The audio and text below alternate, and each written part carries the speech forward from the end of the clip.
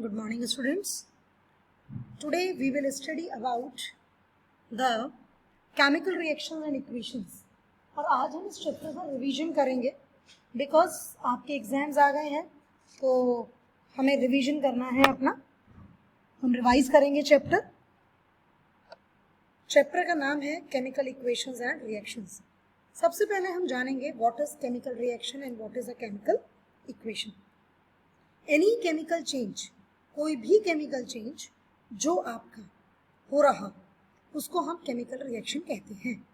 Any chemical change is known as a chemical reaction. कोई भी chemical change को हमने केमिकल रिएक्शन का नाम दिया है.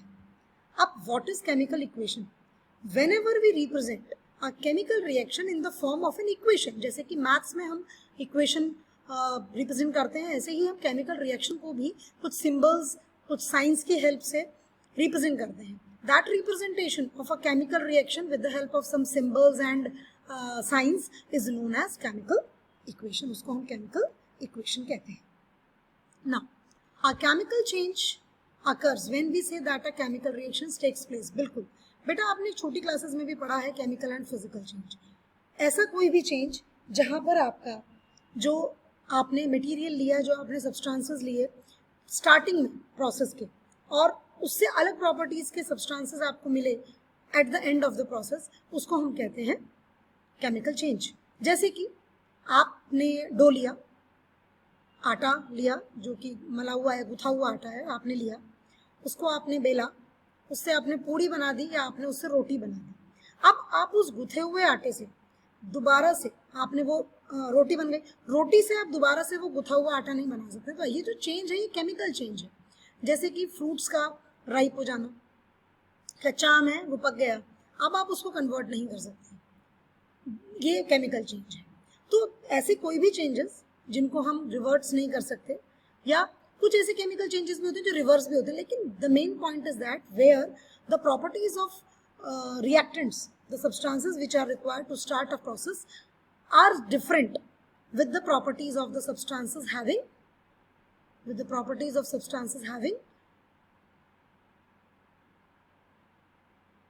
different properties we will get at the end of the reaction, जो कि हमें रिएक्शन के एंड पर मिलेगा. मैं आपसे ये कहना चाहती हूँ, केमिकल रिएक्शन, आपने कोई भी प्रोसेस शुरू किया, आप कुछ सब्सटेंसेस लेते हैं. सपोज आपको लेमनेड बनाना है, तो आपने क्या किया, चीनी ली, नींबू लिया, पानी लिया, आइस लिया, और अलग अलग टेस्ट हैं सबके, कुछ निकाला नमक लिया, कुछ ना कुछ लिया, लाइक दैट आपने लिया और आपने लेकर उससे लेमनेड बना दिया. तो बेटा जो आपका लेमनेड बना, अब आप उससे लेमन को सेपरेट नहीं कर सकते, ठीक है ना. शुगर सेपरेट हो जाएगी, आप इवेपोरेट करेंगे, लेकिन लेमन सेपरेट नहीं होगा, ठीक है.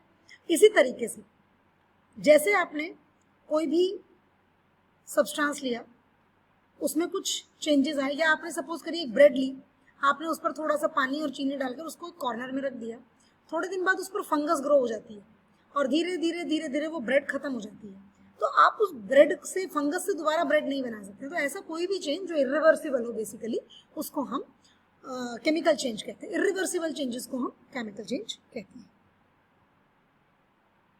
ये एग्जाम्पल है, जिंक ग्रेन्यूल्स के साथ डाइल्यूट सल्फ्यूरिक एसिड का एग्जाम्पल इसमें दिया है. ये भी शो करता है कि it is an example of chemical change.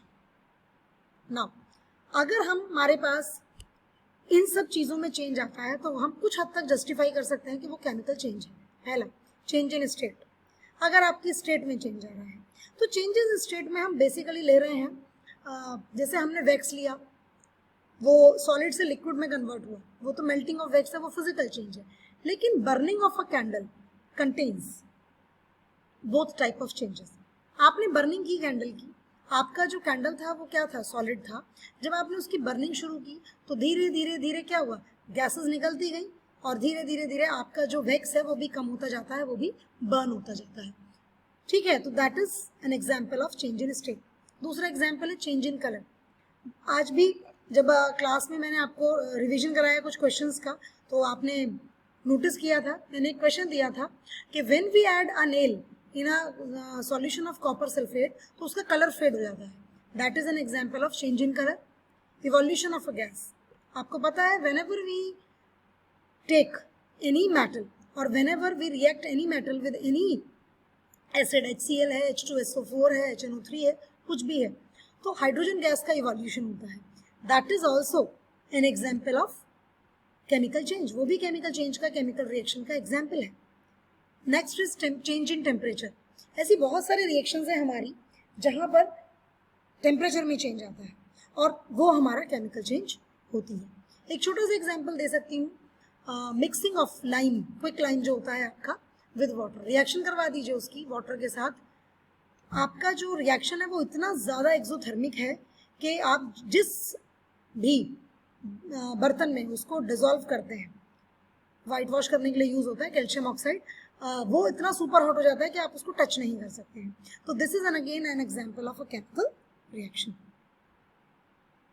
Science of a chemical reaction. Chemical reaction में हम बहुत सारे साइंस का यूज़ करते हैं, जैसे कि हम रिएक्टेंट्स और प्रोडक्ट्स के साथ में उनका सॉलिड लिक्विड गैस, उनकी चेंज इन स्टेट का भी जिक्र करते हैं.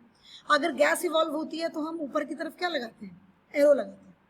वो कंपाउंड लिखेंगे जैसे H2 लिखा, उसके बराबर में एरो लगा देंगे ऊपर की तरफ, दैट शोज कि क्या है, इवोल्यूशन हो रहा है इस गैस का. चेंज इन कलर, तो वो हम वहाँ मेंशन कर सकते हैं कि भाई ये पर्पल था ब्लू हो गया, या ब्लू था ग्रीन हो गया, like that. Change in temperature के लिए हम लिखते हैं वहाँ पर एनर्जी रिलीज हुई. अगर हम प्रोडक्ट साइड में लिख रहे हैं तो एक्सोथर्मिक रिएक्शन है, और अगर हम रिएक्टेंट साइड में लिख रहे हैं या हम रिएक्टेंट साइड से जो प्रोडक्ट साइड के लिए एरो लगाते हैं वो भी हम ट्रीट कर सकते हैं. वहाँ पर भी हम ट्राइंगल का साइन मेंशन कर देते हैं. दैट इज अगेन एक्सप्लेन्स, वो भी एक्सप्लेन करता है आपका क्या, change in temperature. Chemical equations. Chemical equations मैं आपको पहले भी बता चुकी हूँ, रिप्रेजेंटेशन है किसका, केमिकल रिएक्शन का, through some symbols, through some science. That is basically known as chemical equation. आपके सामने आप स्क्रीन पर देख रहे हैं, मैंने लिखा है when a magnesium ribbon is burnt in oxygen it gets converted to magnesium oxide. अब ये इतनी लंबी चौड़ी मैंने केमिकल रिएक्शन लिख दिया. अब इसको मैं शॉर्ट करने के लिए क्या करूँगी, केमिकल इक्वेशन की फॉर्म में रिप्रेजेंट करूँगी, तो मेरा जो वर्क है वो थोड़ा सा मिनिमाइज हो जाएगा. ना chemical equations.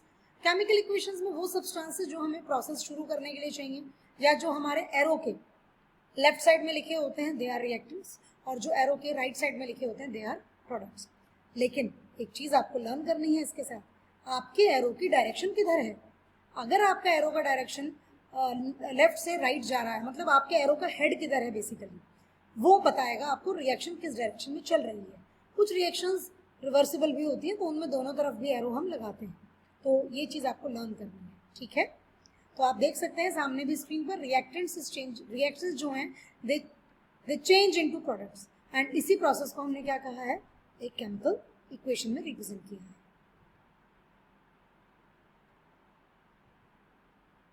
Now writing a chemical equation. हम एक केमिकल इक्वेशन को कैसे लिखते हैं, यू कैन सी. हम एक केमिकल रिएक्शन को जब भी लिखेंगे, हम पहले जो हमारे रिएक्टेंट्स हैं, जो हमारे प्रोडक्ट्स हैं, उनको उनका सिंबल लगाएंगे, सिंबल से रिप्रेजेंट करेंगे, और उसके बाद उसके नंबर ऑफ एटम्स को भी हम बैलेंस करेंगे. हमारी कोई भी केमिकल रिएक्शन विदाउट बैलेंसिंग नहीं होनी चाहिए, क्योंकि विदाउट बैलेंसिंग केमिकल रिएक्शन जो है आपकी, वो क्या नहीं करती है, वो law of conservation of mass को ऑबे नहीं करती है. तो राइटिंग अ केमिकल इक्वेशन, मैंने आपका ये जो टॉपिक है ये पहले भी आपको पढ़ाया है एक बार, तो आप उसको ज़रा दोबारा देखिएगा. सो हम जब भी केमिकल इक्वेशन लिखेंगे, केमिकल रिएक्शन को केमिकल इक्वेशन के फॉर्म में लिखेंगे, वो बैलेंस होनी चाहिए, दोनों तरफ जो एटम्स हैं उसके बराबर होने चाहिए. आपको स्क्रीन पर जो रिएक्शन दिख रही है वो बैलेंस नहीं है. यहाँ पर मैग्नीशियम का एक एटम है, यहाँ भी एक है, दैट इज ओके. लेकिन यहाँ ऑक्सीजन के 2 एटम्स है और यहाँ एक है, तो पहले हम क्या करेंगे, इसके आगे 2 लगाएंगे. ऑक्सीजन के एटम बैलेंस हो गए. अब यहाँ पे मैग्नीशियम 2 हो गए, तो यहाँ पर भी मैग्नीशियम के आगे 2 लगा दीजिए. Now the reaction is balanced. तो this is for today. Thank you and have a good day.